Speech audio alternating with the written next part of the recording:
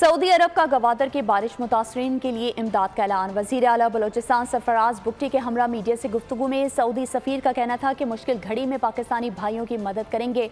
वज़ीर आला का कहना था कि बलोचिस्तान हुकूमत तमाम चैलेंजेस का मुकाबला करेगी।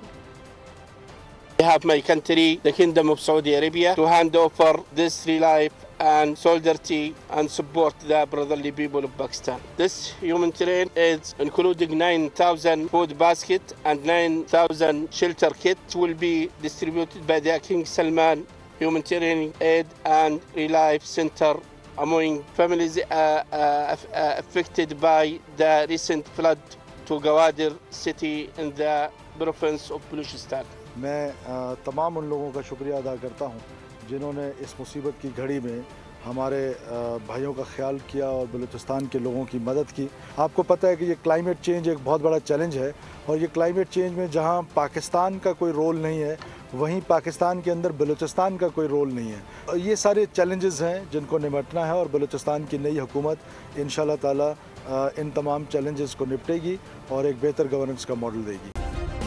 सब्सक्राइब करें और बेल दबाएं ताकि कोई खबर रह न जाए।